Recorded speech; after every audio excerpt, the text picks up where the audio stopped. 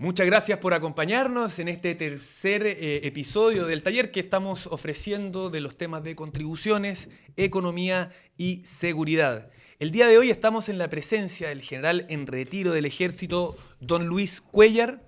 Don Luis fue jefe de la Defensa Nacional durante la época del COVID en la región de Arica y también fue jefe de la Defensa en la Araucanía durante los años 2021 y 2022. Luis Cuéllar es el encargado de seguridad y de defensa en el programa del candidato presidencial Johannes Kaiser y vamos a estar conversando hoy día con él justamente de los temas de seguridad. Así que muchas gracias, Luis, por acompañarnos. Bienvenido a este espacio.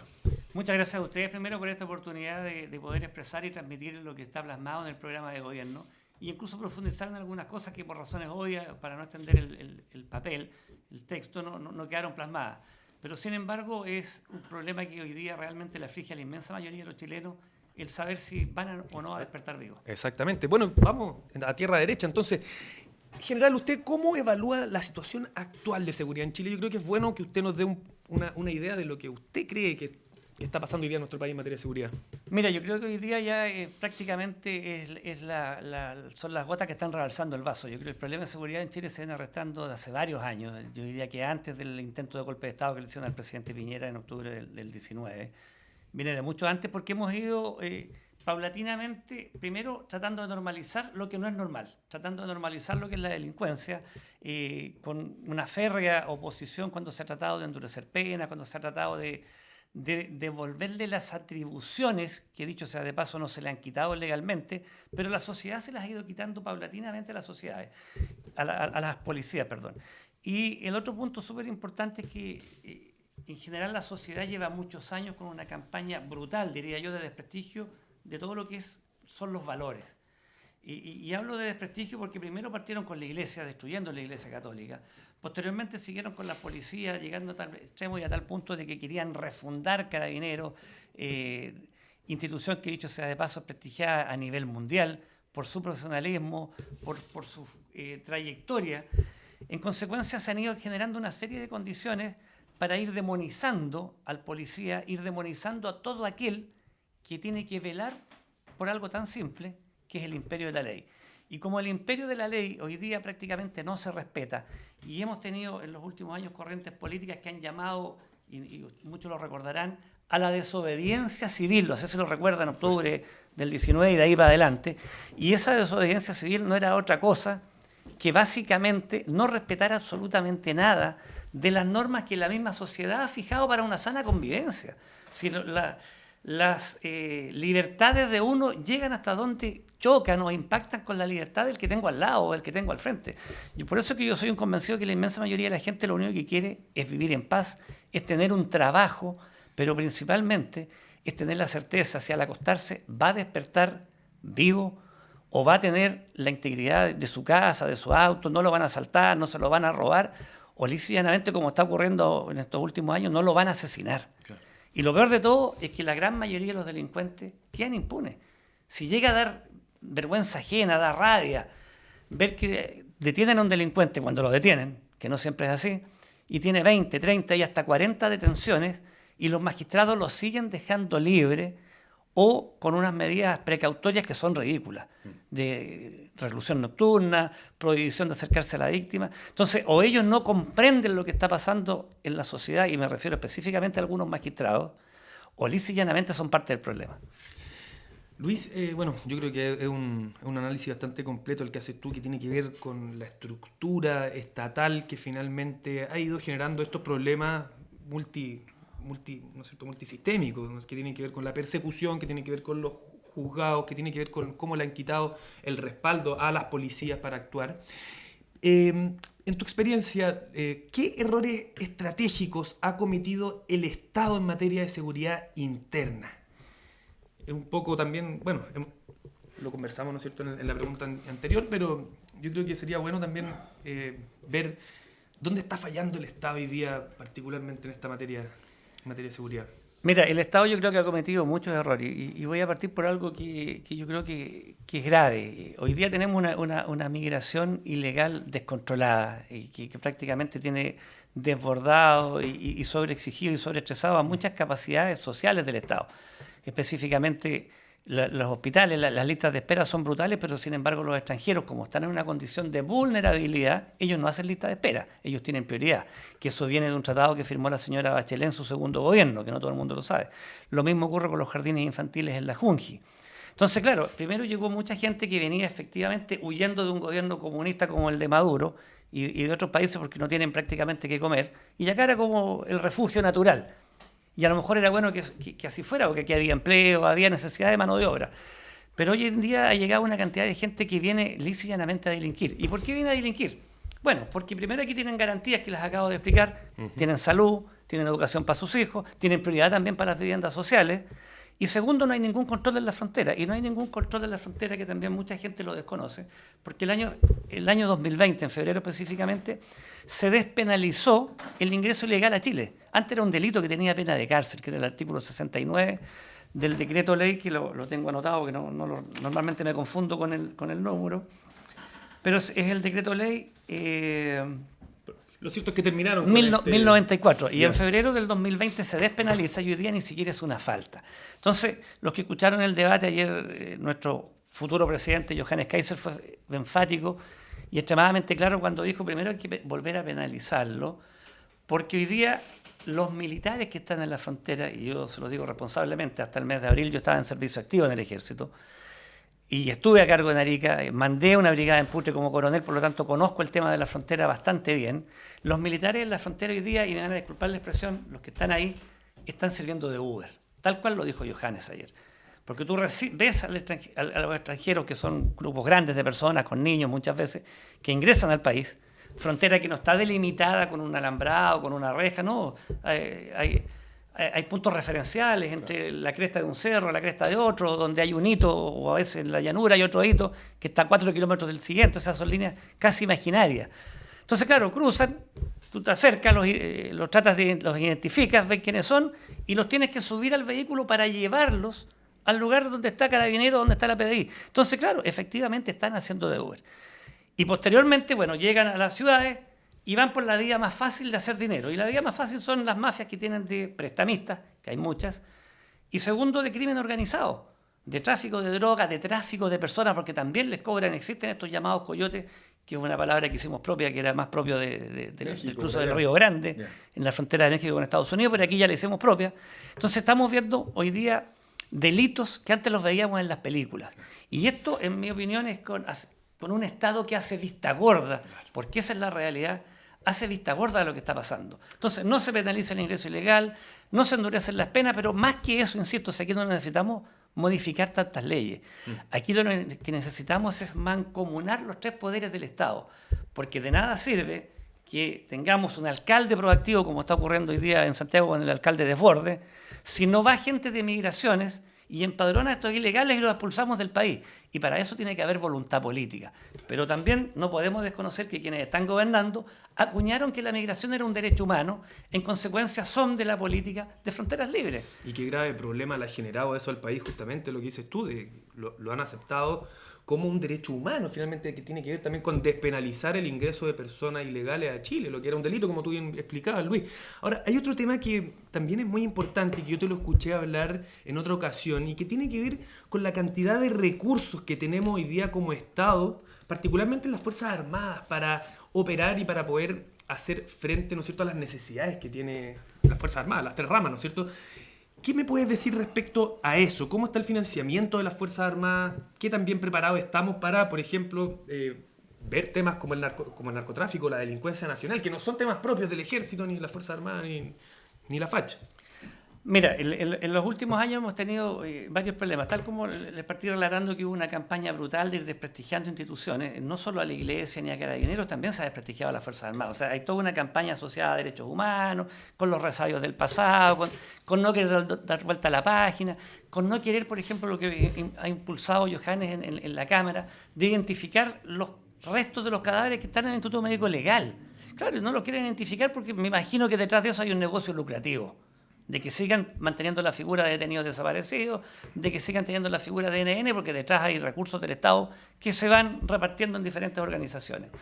Pero el punto que me respondes tú, y para no eludir la pregunta, bueno, en esa campaña brutal ha ido minando las vocaciones de muchos jóvenes que antes eran una opción importante o una opción prioritaria, ingresar a las Fuerzas Armadas.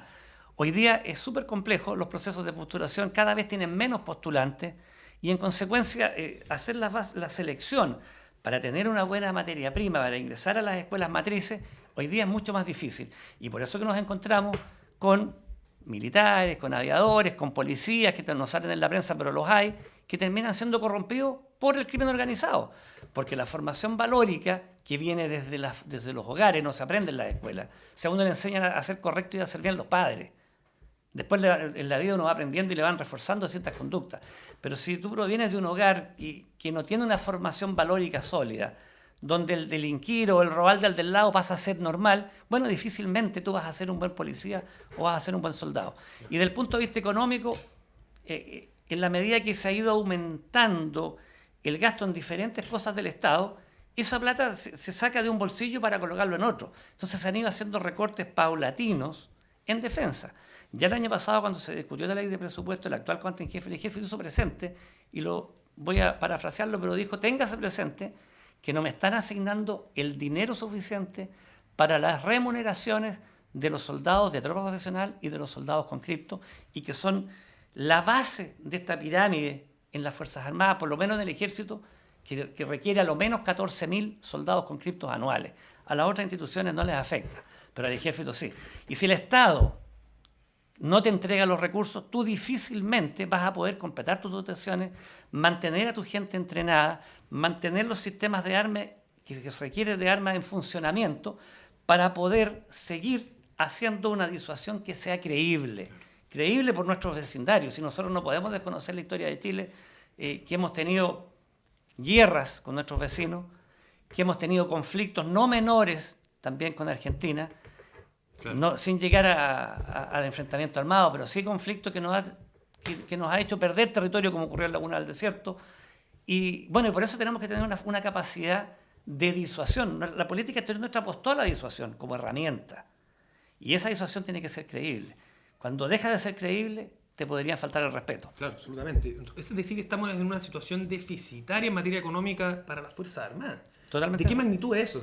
Mira, si ustedes ven la ley de presupuesto, el presupuesto que se está ejecutando este año, se van a dar cuenta que prácticamente el 90% del presupuesto que está asignado por ley, por lo menos en el Ejército, se va en remuneraciones. Y con el 10% restante tú tienes que comprar la alimentación, comprar el vestuario, porque hay otras cosas que se compran con los saldos que aún quedaban de la ley reservada del cobre. Mantención. Claro, mantenimiento y esas cosas. Pero hoy día están prácticamente haciendo malabares para poder llegar a fin de año.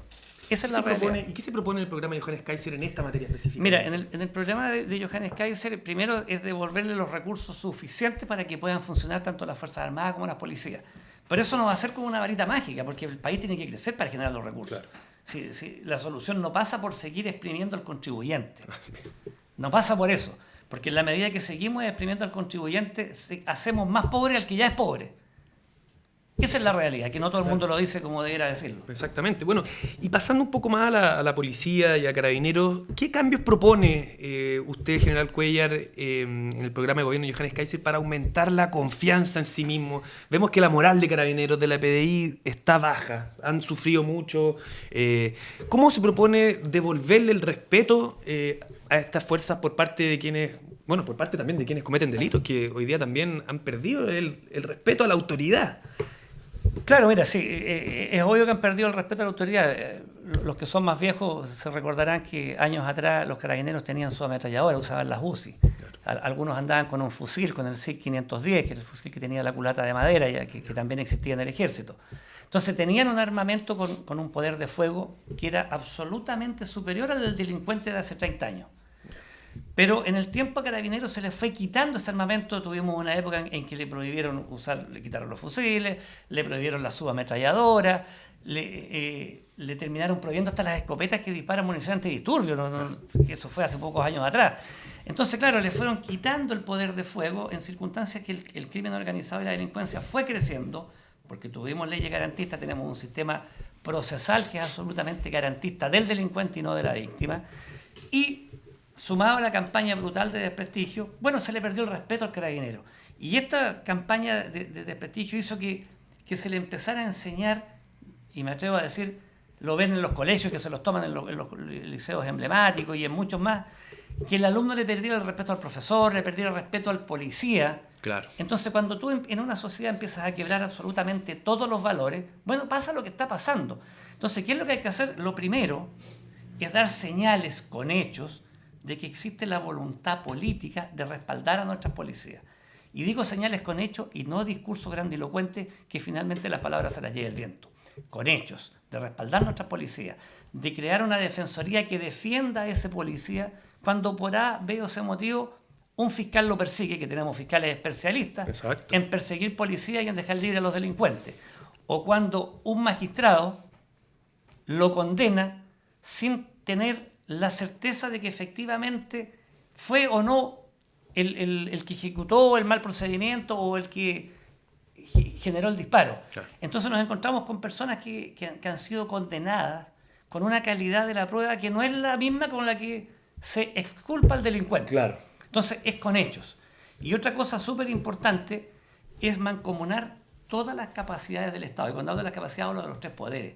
De nada sirve hacer todo lo que estoy diciendo, de respaldar a las policías, de entregarles más recursos, de que tengan más munición para entrenar, de tal forma de que si hay un enfrentamiento, resulte uno o dos delincuentes dados de baja o heridos a lo menos, y no los policías heridos y los delincuentes transformados prácticamente en héroes en la población o en el sector donde ellos viven. Sí, claro. Entonces ahí hay que mancomunar las capacidades del Estado y a mí me llama la atención que pese a que está en nuestra Constitución, el artículo 32 específicamente habla de atribuciones especiales del presidente.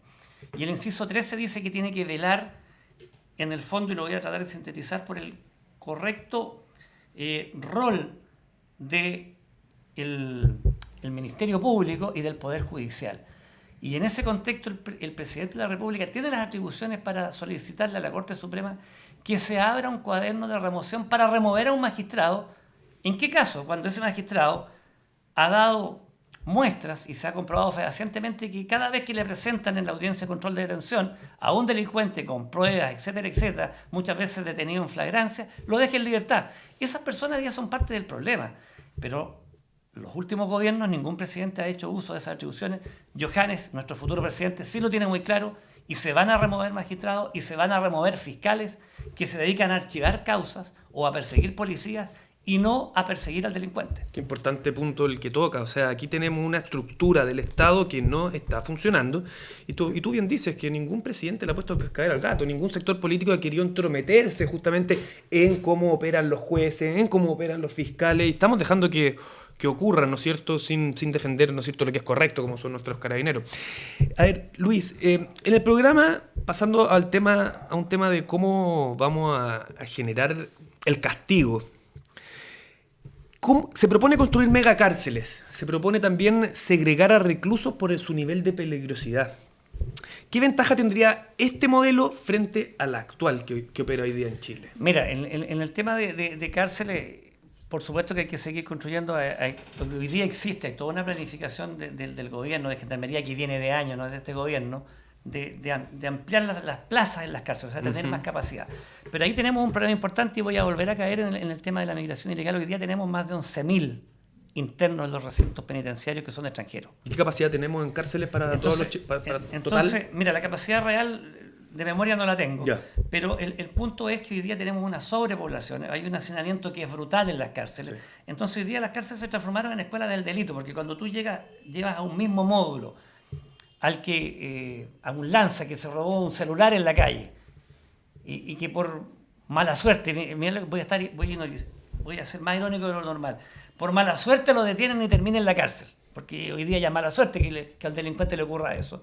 Pero llega a convivir con el que asesinó a una persona, llega a convivir con un sicario, llega a convivir con el capo del Tren de Aragua. Con el capo del Tren de Aragua. Entonces, ese tipo, que es un delincuente que está en los primeros peldaños de esta escala de la delincuencia, sale, después del tiempo que esté privado de libertad, ya sale con un magíster, y si es que no sale con un doctorado en delincuencia. Claro, sin duda. Y generan redes y generan lazos. Mucho se habla, por ejemplo, de colocar bloqueadores de señal en las cárceles. para los celulares. Eso no debería existir, no debería ser tema, ni deberíamos gastar recursos en eso. Si en las cárceles no debieran haber celulares, incluso los gendarmes que están de guardia custodiando a los internos tampoco deberían andar con teléfono. Claro. Tampoco deberían andar con teléfono. Cosa que no tenga la tentación de facilitárselo, porque eso es lo que ocurre. O se lo entregan o le prestan el del. Eso ocurre, es una realidad. Entonces, claro, en las cárceles se van a construir más cárceles. Aquí no podemos desconocer que hay todo un tema que también es brutal y que es nefasto, que es la permisología que llaman, que no es otra cosa que burocracia. Claro. Entonces, construir una cárcel no se hace de la noche a la mañana. Yo veía una entrevista que le hicieron en la Radio Agricultura a Arboe hace unos días atrás, la estaba escuchando, y él decía que el presidente Piñera inauguró una cárcel que se había partido el proyecto en la época del presidente Lagos. Wow. Entonces, claro, si llegamos a ese ritmo, por supuesto que si uno dice en 4 años vamos a tener 50 cárceles o 20 cárceles más, le estamos mintiendo a la ciudadanía, y eso no hay que hacerlo, no hay que mentirle. O sea, hay que partir por sacar a los extranjeros, no dejar que sigan ingresando, a los que están cumpliendo condena, terminada la condena, expulsarlos del país de inmediato, ahí vamos a liberar plaza, y eso nos va a significar poder cumplir lo que está normado, que a los reos hay que tenerlos clasificados por peligrosidad. Y otra cosa súper importante que se está tratando de implementar ahora, los reos deberán ser como uno ve en las películas, vestidos de reo, con un uniforme de presidiario y no con la ropa que ellos quieran tener, porque eso les va dando estatus en la jerarquía de ellos mismos. Y eso es un gran problema que tenemos. Entonces tenemos un hacinamiento, tenemos un sistema penal que es extremadamente garantista, y ahí también tenemos la madurez más que suficiente, porque el año 2005 entró en vigencia la actual reforma procesal penal. O sea, llevamos 20 años para tener la experiencia suficiente para ver que hoy día, dado el contexto que estamos viviendo, ese sistema procesal garantista no es el más eficiente. Claro. No es el más eficiente. Y la otra cosa que tenemos que modificar, sí o sí, es la ley 18.216, que es la que establece las penas que indica como sustitutivas a las penas privativas o restrictivas de libertad. Esa es la que permite que a la persona que la condenan a 20 años, al cabo de 5 por buena conducta, por atenuante, claro, pueda salir. Entonces hoy día, y hay que decir las cosas por su nombre y no con eufemismo, tenemos parte del Estado, tenemos ciertos funcionarios del Estado que en mi opinión son negligentes, son indolentes. El mejor ejemplo fue cuando dejan libre al sicario y que se están riendo de la ciudadanía. Pasaste por muchos temas, muy interesante. Yo solamente como dato, no sé si tú sabes qué valor tiene un celular en la cárcel, puesto en las manos del delincuente. Yo te puedo decir que ese precio fluctúa entre los 3 millones de pesos. Entonces, claro, es muy atractivo también para un gendarme que puede recibir un sueldo de 800.000 pesos líquidos, 900.000 pesos líquidos, claro, que realmente haciendo una jugada de repente recibe 3 sueldos de una. Entonces, ese tipo de incentivos yo creo que también hay que hacer algo al respecto de ello. Quizá habría que revisar las remuneraciones de nuestros gendarmes para ver que estén bien también, porque ellos hacen una pega que es muy difícil, muy importante. Eso es un tema. Por otro lado, tú mencionaste el tema de la construcción de cárceles, que a Piñera le toque inaugurar una cárcel que fue licitada en 3 gobiernos atrás. Es irrisorio cuando uno ve, por ejemplo, que a la mitad de nuestro continente el señor Bukele construye una mega cárcel para 40.000 personas o 60.000 personas, el SECOT, y la construye en 6 meses, en un año. Entonces aquí está fallando todo el entramado, porque no podemos permitirnos este nivel de ineficiencia del Estado, y la gente no lo puede entender en las casas. Necesitamos una cárcel, bueno, construyamos la cárcel ahora, hagamos un trato directo, veamos cómo se hace bien, que se haga rápido, pero pongámonos firmes en ese tipo de cosas. Y lo otro que tú mencionaste, que yo creo que también leíste con el palo al gato, coloquialmente hablando, es con el tema de esta ley, porque al final del día, si uno comete un delito que tiene una pena menor a 3 años y 1 día, tú no vas a pagar con cárcel. Yo creo que si que tú te robas un Super 8, bueno, deberías pasar quizás al menos 1 noche, por último. Porque necesitamos darle el ejemplo a la gente, que los delitos no van a salir impunes. Entonces, yo estoy muy de acuerdo con lo que planteas tú respecto a esa ley. Hay que darle una revisión para que finalmente la gente que cometa un delito termine pagando. No puede ser que tú tengas medidas precautorias o medidas que son atenuantes, que finalmente te puedas terminar saliendo caminando cuando cometiste un delito. Entonces, eso efectivamente genera incentivos que son perversos. Entonces, bueno, ¿cómo evita? Bueno, hablamos de las cárceles y el nivel de peligrosidad de los reos, que se termina siendo una escuela del delito. Eso es algo que es difícil de enfrentarlo, pero claro, si los dividimos a ellos por nivel de peligrosidad, podremos lograr al menos que estén entre ellos los que están en un nivel similar. Ahora, vamos al tema internacional. ¿Qué opina de la cooperación o falta de ella de países vecinos como Bolivia, Venezuela para recibir a nacionales expulsados? ¿Cómo haría que Venezuela, por ejemplo, acepte a los deportados de Chile? Mira, es un tema realmente complejo porque la inmensa mayoría de los chilenos estudiosos pueden ver cuál ha sido el comportamiento de nuestra diplomacia, y te hablo incluso de antes de la guerra del Pacífico. O sea, y me voy a ir un poco a la historia. O sea, ganamos una guerra, pero finalmente terminamos firmando tratados que fueron impuestos por el derrotado, digamos, y no por el vencedor. Claro. Entonces, nuestra diplomacia yo diría que es un poco timorata, que es media demasiado políticamente correcta, por decirlo así. Y nosotros hoy día tenemos la estatura estratégica más que suficiente para, por lo menos a Bolivia, que es nuestro vecino, y por donde ingresa la gran mayoría de los inmigrantes ilegales y por donde sale una cantidad importante de vehículos que son robados en nuestras ciudades, que los gobiernos bolivianos, no el candidato que está anunciándolo ahora, pero Evo Morales lo hizo muchas veces, de blanquear cada cierto tiempo los vehículos que ingresan, que son robados en Chile y que ingresan a Bolivia en forma ilegal, que ellos llaman los vehículos chutos. Y eso genera toda una industria del delito en nuestro país, y que ellos la permiten y la validan. Uno ve la policía boliviana, los que hemos tenido la suerte de servir en el norte y recorrer la frontera, uno ve a veces la policía boliviana, incluso patrullas militares que andan en camionetas, que tienen hasta el sello verde en el parabrisas, o sea que son chilenas. Hasta el Estado en Bolivia ocupa vehículos robados en Chile. El Estado de Bolivia es parte del problema. Wow. Y aquí quiero volver a lo que estoy diciendo. Chile tiene la estatura estratégica más que suficiente para golpear la mesa. Yo no sé si ustedes recuerdan cuando el presidente Lagos en la ONU, si mal no recuerdo, le dice al presidente Mesa de Bolivia, relaciones aquí y ahora, y le golpea la mesa. Eso es lo que tenemos que hacer nosotros. Claro. Y para eso necesitamos un presidente con carácter y con voluntad, y créanme que no hay otro que Johannes Kaiser. Exacto. Y otro punto súper importante para poder modificar algunas normas, que son las menos las que necesitamos para que vuelva a existir en Chile el imperio de la ley, es, y se lo voy a decir a ustedes, a los auditores, porque son electores, somos electores, hagan un buen análisis de los candidatos a diputados y a senadores por quienes van a votar. Fíjense en los que van a la reelección, cómo han votado históricamente en temas relacionados a la seguridad. ¿Votan a favor o votan en contra? Si votan en contra es porque son parte del problema, o quieren ser parte del problema. Si votan a favor, esas son las personas. Y aquellos que van por primera vez, fíjense bien a qué partido pertenecen y segundo, qué es lo que ellos están ofreciendo. Y después exíjanselo. Porque de lo contrario vamos a seguir con más de lo mismo y vamos a seguir en una espiral que no nos ha llevado a ninguna parte. Exactamente. Bueno, efectivamente Chile tiene la capacidad de golpear la mesa, al menos con nuestro país vecino que es Bolivia, porque tenemos donde pegarle donde les duele, ¿no es cierto? Ellos no pagan temas arancelarios cuando quieren exportar a través de nuestros puertos, tienen una serie de facilidades que nosotros se las podemos efectivamente cortar si es que ellos no cumplen nuestras demandas. Ahora, ¿qué pasa si la policía, Carabineros, el ejército detienen a un venezolano en Santiago Centro? No sabemos por dónde entró, porque no tenemos cómo hacerle el seguimiento. ¿Cómo hacemos para que ese venezolano vuelva a su país de origen? ¿Tienen algún plan para eso? Sí, lo que tenemos nosotros previsto y planificado en consecuencia es estas personas que sean detectadas en Chile. Vamos a hacer cosas muy similares a las que se están haciendo en Estados Unidos, no vamos a inventar la red. Es cosa de ir a ciertos lugares, ir a La Vega, ir a ciertos barrios y hacer suertes de redada para ir detectando a la gente que está ilegal, irla empadronando y llevarla de inmediato a campamentos donde los vamos a confinar mientras se tramita la expulsión que lo que tenemos previsto es que no sea más allá de 48 horas. Entonces aquí vamos a encontrarnos con que a lo mejor van a haber gobiernos como el de Venezuela, que es probable que no los quiera recibir. Claro. Es probable. Puede ser. Bueno, si ese gobierno no los quiere recibir, esa gente va a estar en un campamento, y lo digo textualmente, en un campamento, no va a estar en un hotel hasta que su gobierno lo quiera recibir.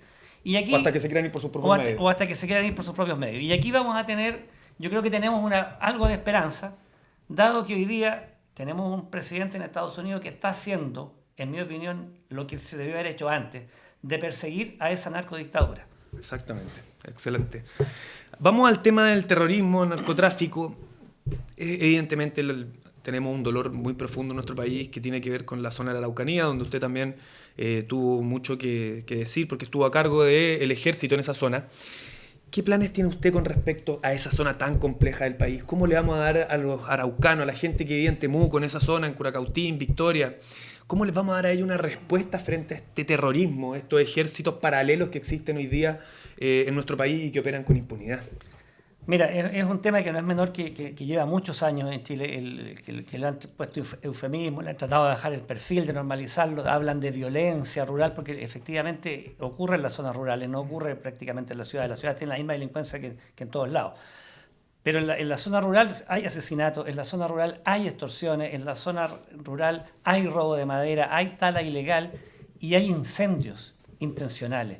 La inmensa mayoría de los incendios forestales que ocurren ahí son intencionales. No son incendios porque, como dijo por ahí un ministro, que lo provocaban los conejos. Claro. No, los conejos no andan con fósforo, no andan con encendedores ni andan con acelerantes, por lo menos los que yo conozco y soy de campo. Nací, me crié y viví en el campo. Entonces, el tema es un tema realmente complejo y por años se le trató de ir bajando el perfil y de ir normalizando y se fue, yo diría, calmando a ciertas comunidades radicalizadas a través de un mecanismo que es la compra de tierra. O sea, se tomaban un predio y en lugar de hacer lo que corresponde, que es respetar la ley y que la fuerza pública lo desalojara y restituírselo a sus legítimos dueños, bueno, se lo compraba la CONADI con recursos de todos los chilenos y se lo entregaba. Y ahí tenemos un tremendo problema porque, en mi opinión, esto parte de un problema que está en la ley actual. Porque cuando se le entregan un terreno a una comunidad, ese terreno es de todos y al mismo tiempo es de ninguno. Porque esa es la realidad.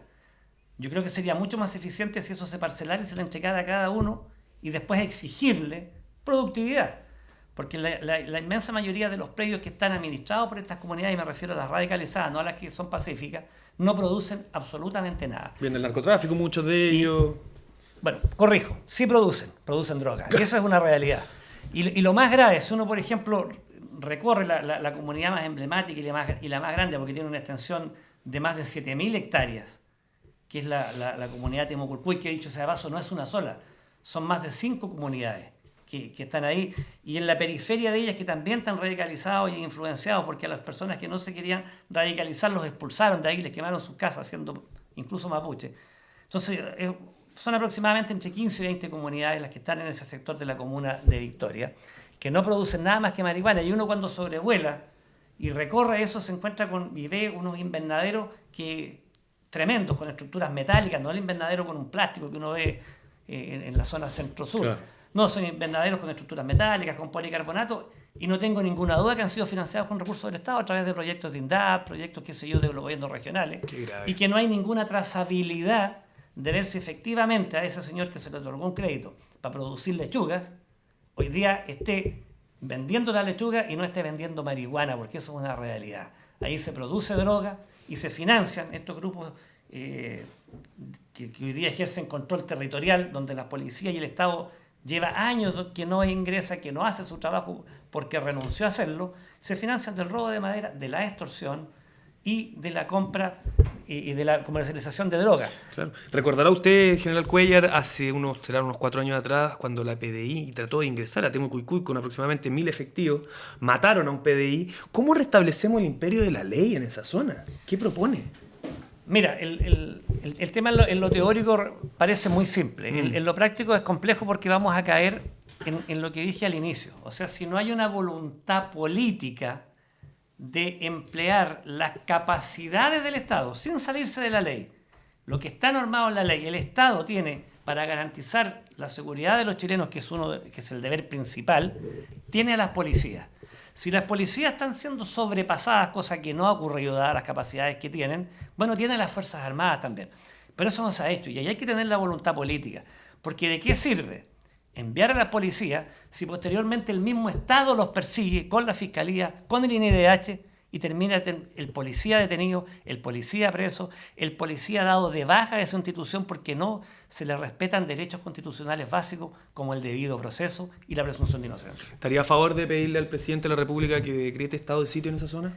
Por supuesto, porque yo creo que lo que hemos tenido, que ya no es de excepción porque ya pasó a ser la normalidad, el estado de excepción que actualmente rige y que viene de años, porque el decreto prácticamente lo van transcribiendo y le cambian el nombre del jefe de la defensa, no hay la fecha.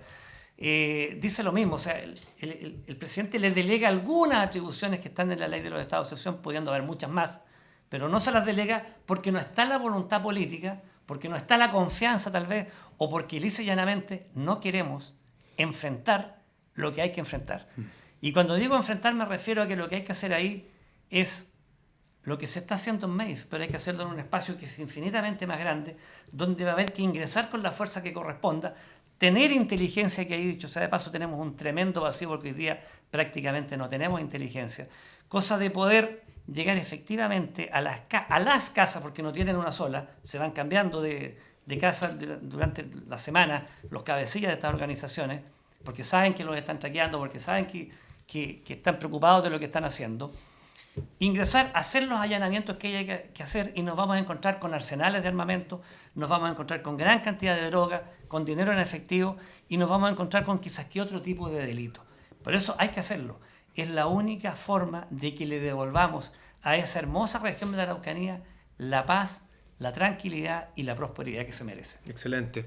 Bueno, General Cuéllar, para ir cerrando, la oposición, la gente que se para en el otro sector político que el nuestro, ¿no es cierto? La gente de izquierda, la gente extremista, no van a dudar, ¿no es cierto?, en decir que tenemos un mensaje violento, un mensaje que muchas veces puede quizás faltarle el respeto a los derechos humanos. ¿Qué le diría usted a esa gente que puede tildar este programa de gobierno como un programa quizás extremo?